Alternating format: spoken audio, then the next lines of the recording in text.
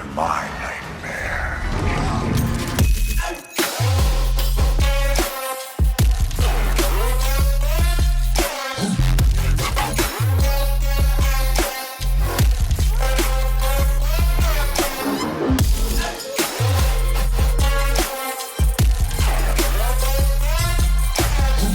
Oh hey Hans fam, and welcome to Hansween Day 7. Officially been a week of Halloween tutorials. Fuck yeah. Hansween is 31 tutorials in the month of October, which means new tutorial every day. Subscribe so you're alerted on that ish. Freddy Krueger is another horror classic, so here we go. We're gonna start by grabbing a reference picture because this will be your lifeline. Using a pencil, draw out the burned holes in the face. Some are big, some are small, keep it pretty random. Burned skin isn't exactly symmetrical, and this is only a general outline we're going to follow. Keep the holes pretty organic in their shape, and most of them seem to have a point pulling towards one end. Third degree will make up the entirety of the face, and if you've never used it before, it's a silicone compound where you mix part A and B equally together to create an awesome moldable substance. Work in small sections to start building up the burned flesh, filling in the spaces around the holes that you first drew out. You have about 10 minutes or so of working time, maybe a little more, a little less, with this product, so I'm mixing up small batches at a time as to not waste any. Using a spatula will give you the ability to blend the edges down into the skin for a more realistic look. You also don't need adhesive with this, it sticks right to your skin. Make some pieces thicker than some others, again, as all scarring isn't created equal.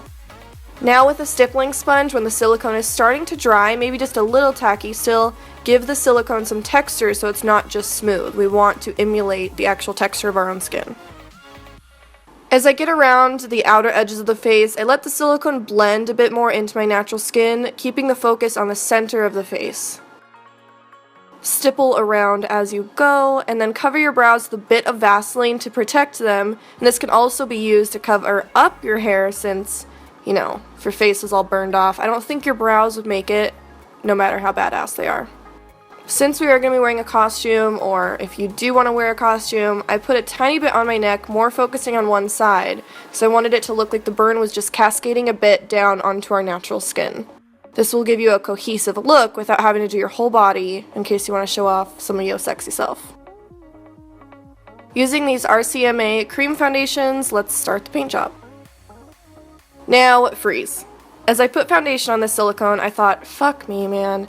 Since the silicone was clear, I didn't see just how bumpy some of my application was, which does work with Freddy, but to bypass this, mix some cream paint straight into the silicone when you're first applying it. But I'm a noob, so I just went for the paint after. Still works, but you'll see what the end result will look like much easier with the paint mixed beforehand. Cover with foundation, making sure to press it into all the nooks and crannies. Then mixing in some red cream paint to get a pinkish skin tone and messily putting this around the random parts of the face for some irritated looking skin. Now for the more intense paint job, which will bring back some dimension to the face, go into all the holes and add a bit of red cream paint to darken. These recede into our face, so they would definitely be the darkest. Put the paint down in the actual hole and then use the little bit of cream paint that's left on your brush to blend it then into the foundation. You're even going to want to darken his features, go around his nose, and really intensify that thick-ass furrowed brow he got going on. Don't forget your neck, God, so sexy, and make the skin around the neck scarring look extra irritated. Alright, here's the extra intense paint job. Use a bit of red and dark brown cream paint to get inside every ridge and bump you created to accentuate it.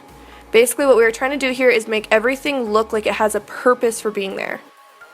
That little tiny bump, yep, it has some shadow underneath and blends nicely into the other little bumps. The shadows should mainly be darkest right under the thick mounds of skin because they would be casting a shadow downwards. Use your hand as a palette, like so, because you'll be going back and forth from red and adding more foundation to dark brown. It's going to be more of a process instead of just sitting there and putting down some red and being done. You're going to want to sit there and keep mixing colors to get this custom blend all together. Had to have a little coffee break. You guys know I can't survive without my coffee.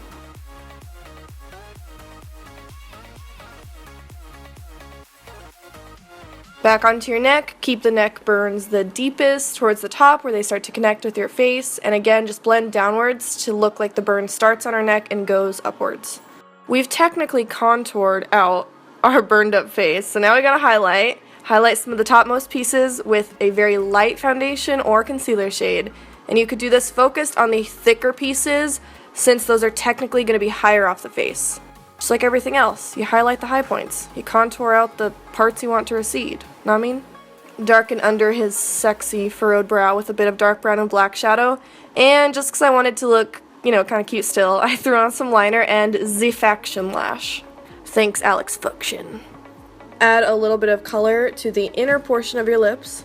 This costume that I'm wearing is from Wholesale Halloween Costumes, which I adore. It's kind of off the shoulder, you know. And the wig is from Rockstar Wigs, which I also adore. And that is the entire video. I hope you guys liked it. I feel like I'm just really into creepy looks that are also kind of cute. I don't know.